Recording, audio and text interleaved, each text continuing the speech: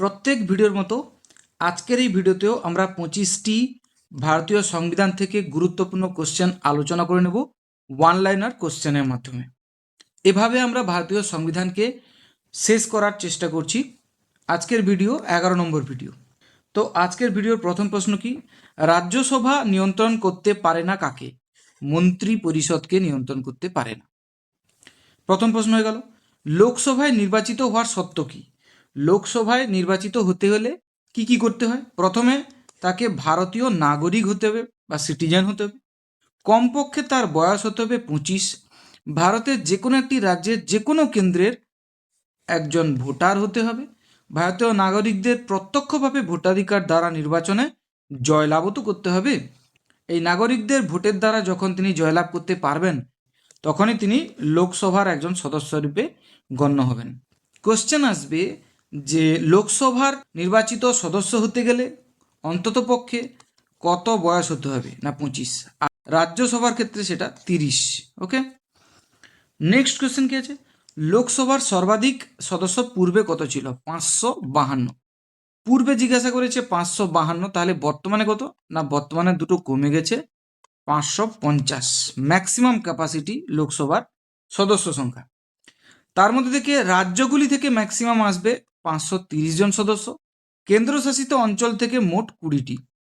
রাষ্ট্রপতি কর্তৃক মনোনীত অ্যাংলো ইন্ডিয়ান প্রতিনিধি ছিল 2টি, এটাই বর্তমানে বাদ চলে গেছে। সেই কারণে 530 বর্তমানে আছে, প্লাস 20 আছে, সমান 550। তাহলে ম্যাক্সিমাম লোকসভার সদস্য এখন 550। কিন্তু কোশ্চেন আসতে পারে যে পূর্বে কত ছিল? না সেটা 552। তাহলে এখানে যে বললাম এই যে 550 হয়ে গেছে, দুটো কমে গেছে, এটা কবে কমলো? না 2020 সালে 104তম সংবিধান সংশোধনীর মাধ্যমে দুটি প্রতিনিধির পদ বাতিল করে দেওয়া হয়েছে, যেটা রাষ্ট্রপতি মনোনীত করতেন। ঠিক আছে, তাহলে এই দুটো মনোনীত করার দায়িত্ব ছিল রাষ্ট্রপতির।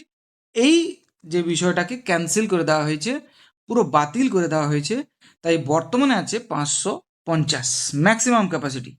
এই জন্য পরের কোশ্চেন আছে বর্তমানে লোকসভার সর্বাধিক সদস্য কত হতে পারে? না 550। কিন্তু আছে কত বর্তমানে? 550 নেই, কিন্তু 543। তাহলে রাজ্যগুলি থেকে ম্যাক্সিমাম 530, কেন্দ্রশাসিত অঞ্চলগুলি থেকে সেখানে 20 হওয়ার কথা ছিল, 20টা না হয়ে এখন সেটা 20 বিযুক্ত 7 সমান 13 আছে। এখন 530 আর 13 যোগ করলে 543, এটাই ম্যাক্সিমাম। তপশিলি জাতিদের জন্য আসন সংরক্ষণ আছে, লোকসভার সদস্য সংখ্যার আসন সংরক্ষণ আছে কত? 15%। ভেরি ভেরি ইম্পর্ট্যান্ট, পরীক্ষা আসতে পারে।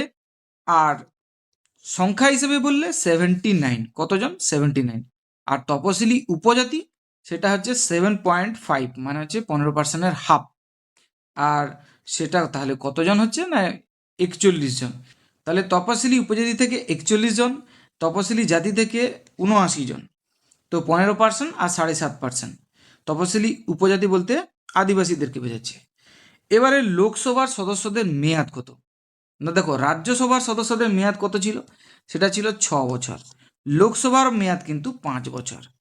এই 5 বছরের আগে জরুরি অবস্থাকালীন যদি জরুরি অবস্থা দেখা যায়, সেই জরুরি অবস্থাকালীন ভিত্তিতে লোকসভা ভেঙে দেওয়া যায়।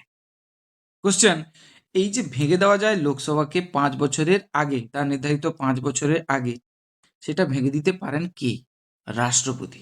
জাতীয় জরুরি অবস্থার সময় লোকসভার কার্যকালের মেয়াদ 5 বছর থেকে 6 বছর বাড়াতে পারেন। তাহলে জাতীয় জরুরি মানে হচ্ছে national emergency. National emergency article মনে আছে 352। ওকে, 352 নম্বর আর্টিকেল অনুযায়ী জাতীয় জরুরি অবস্থা যদি জারি থাকে, তখন লোকসভার কার্যকালের যে মেয়াদ 5 বছর থেকে এমার্জেন্সি কারণে বাড়িয়ে 6 বছর করা যেতে পারে, অর্থাৎ 5-এর সঙ্গে আরও 1 যোগ হতে পারে। তবে এটা বাড়াবেন কে? না রাষ্ট্রপতি। সরকার বা মন্ত্রিসভাকে নিয়ন্ত্রণের ক্ষমতা থাকে কার? সরকার বা মন্ত্রিসভাকে নিয়ন্ত্রণ করতে পারে লোকসভা। তাহলে মন্ত্রিসভাকে বা সরকারকে নিয়ন্ত্রণ করে লোকসভা। মন্ত্রিসভার বিরুদ্ধে কোনো নিন্দাসূচক প্রস্তাব গ্রহণ করতে পারে না কে? না মন্ত্রিসভার বিরুদ্ধে কোনো নিন্দাসূচক প্রস্তাব গ্রহণ করতে পারে না রাজ্যসভা। লোকসভার স্পিকার ও ডেপুটি স্পিকার উভয়ই নির্বাচিত হন কোথা থেকে? না স্পিকার হোক বা লোকসভার ডেপুটি স্পিকার হোক, তাঁরা কিন্তু লোকসভার যে সদস্যরা আছেন তাদের মধ্যে থেকেই নির্বাচিত হন সেই লোকসভার সদস্যগণ কর্তৃক, তাদের দ্বারাই সেখানকার মধ্যে থেকে একজন সদস্য ডেপুটি স্পিকার হন আর একজন সদস্য স্পিকার হন। ঠিক আছে, মোট দুজন। কিন্তু রাজ্যসভার ক্ষেত্রে প্রতিনিধিত্ব করেন কে? না উপরাষ্ট্রপতি পদাধিকার বলে, যিনি দেশের উপরাষ্ট্রপতি হবেন, ঠিক আছে, তিনি কিন্তু পুরো সামলাবেন, তাকে নির্বাচিত হতে হবে না। কিন্তু ডেপুটি চেয়ারম্যান, রাজ্যসভার ডেপুটি চেয়ারম্যানের দায়িত্ব পালন করে ওই রাজ্যসভারই মধ্যে থেকে একজন সদস্য। বছরে লোকসভার অধিবেশন কমপক্ষে কতবার হতে হবেই হবে? তাহলে লোকসভায় কমপক্ষে বছরে দুবার অধিবেশন ডাকতেই হবে, তার মানে 12 মাসে দুবার, তার মানে প্রতি 6 মাস অন্তর কমসে কম একবার করে লোকসভার অধিবেশন ডাকতেই হবে। এই যে লেখা আছে, অর্থাৎ 6 মাসের মধ্যে একবার সংসদে অধিবেশন বসতেই হবে। লোকসভার প্রথম যিনি প্রতিনিধি তিনি কে? না লোকসভার প্রথম প্রতিনিধি হলো স্পিকার, আর লোকসভার প্রধান প্রতিনিধি তিনিও কিন্তু স্পিকার। তাহলে প্রথম প্রতিনিধি স্পিকার কার? লোকসভার। আর প্রধান প্রতিনিধি তিনিও কিন্তু স্পিকার। লোকসভায় সভাপতিত্ব করেন কি? লোকসভায় সভাপতিত্ব করবেন স্পিকার। রাজ্যসভায় সভাপতিত্ব করেন কে? উপরাষ্ট্রপতি। সভার কার্য চালিয়ে নিয়ে যাওয়ার জন্য লোকসভার মোট সদস্য সংখ্যার কতজন সদস্যকে উপস্থিত থাকতে হবে? না কমসে কম 1/10 সদস্যকে উপস্থিত থাকতে হবে, তার মানে হচ্ছে 10% সদস্যকে উপস্থিত থাকতে হবে, আর এই 10% সদস্যকে আমরা কোরাম বলে থাকি। লোকসভা ভেঙে দিতে পারেন, একজনই ভেঙে দিতে পারেন, তিনি হলেন রাষ্ট্রপতি। তবে রাষ্ট্রপতি প্রধানমন্ত্রীর সুপারিশেই ভাঙবেন কিন্তু, হ্যাঁ, প্রধানমন্ত্রী বলবেন তারপরে রাষ্ট্রপতি ভাঙবেন। ভাঙবেন রাষ্ট্রপতি, রাষ্ট্রপতির নামেই ভাঙা হবে, কিন্তু সুপারিশ করবেন প্রধানমন্ত্রী। মন্ত্রিসভা দায়বদ্ধ থাকেন কার কাছে? না লোকসভার কাছে পুরো মন্ত্রিসভা দায়বদ্ধ থাকেন।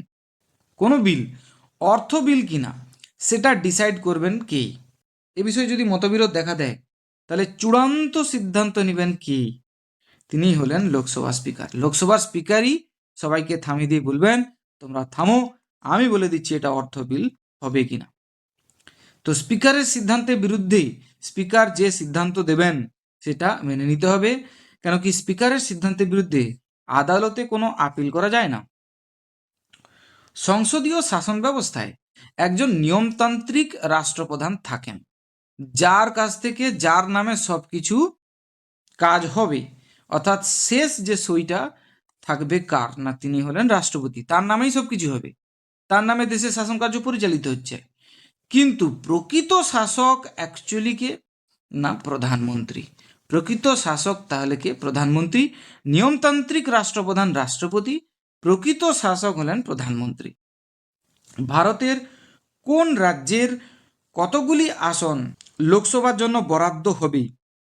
তাহলে কতগুলি আসন লোকসভার জন্য বরাদ্দ হবে সেটা নির্ভর করে, সেটা ডিসিশন নেওয়া হয় কার উপরে? না ওই রাজ্যের জনসংখ্যা কত আছে তার উপরে সেখানে ডিসাইড করা হয় যে লোকসভাতে কতগুলো সিট থাকবে সেখানে সেই রাজ্যে। ঠিক আছে, তাহলে সংশ্লিষ্ট রাজ্যের জনসংখ্যার উপর। রাষ্ট্রপতি নির্বাচনে অংশগ্রহণ করতে পারে না কারা? দেখো, রাষ্ট্রপতি নির্বাচনে অংশগ্রহণ করতে পারবে না সংসদে রাষ্ট্রপতি কর্তৃক মনোনীত প্রতিনিধি, অর্থাৎ রাষ্ট্রপতি যেসব প্রতিনিধিদের নির্বাচন করবেন তারা কিন্তু রাষ্ট্রপতি নির্বাচনে অংশগ্রহণ করতে পারে না। কিন্তু রাষ্ট্রপতি ইমপিচমেন্ট, মানে রাষ্ট্রপতিকে যখন বরখাস্ত করার সময় আসবে তখন ভোটাভুটি দিতে পারেন রাষ্ট্রপতি নির্বাচিত বিভিন্ন সদস্যরা। ওকে, অন্যান্য সদস্যের কথা বলছি না, কেবলমাত্র রাষ্ট্রপতি নির্বাচিত সদস্যরা। তাহলে রাষ্ট্রপতি কর্তৃক মনোনীত যারা প্রতিনিধি তারা রাষ্ট্রপতি নির্বাচনে অংশগ্রহণ করতে পারে না, ঠিক কথা, কিন্তু ইমপিচমেন্ট বা রাষ্ট্রপতিকে বরখাস্ত করার ব্যাপারে ভোটাভুটি করতে পারেন। প্রথমে রাজ্যসভায় উত্থাপন করা যায় না।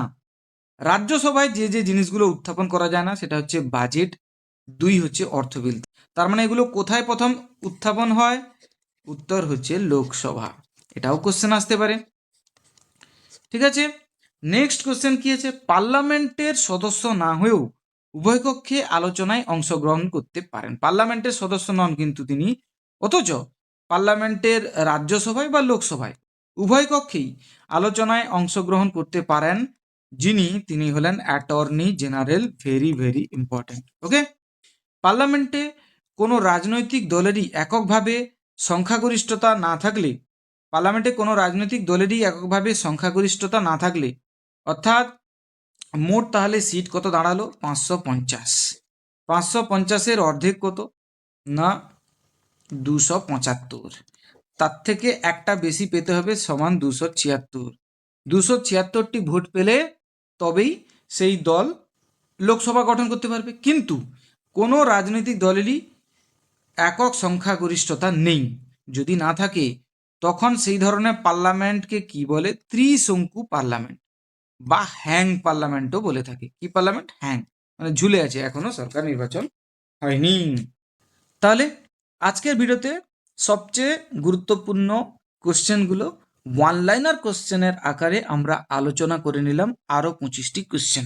আশা করি ভিডিওটি তোমাদের ভালো লেগেছে। যদি ভালো লেগে থাকে তাহলে অবশ্যই চ্যানেলকে সাবস্ক্রাইব করে রাখো, ভিডিওকে লাইক করো, কমেন্ট করে জানাও কেমন লাগছে। Thank you very much. দেখা হচ্ছে তাহলে পরের ভিডিওতে।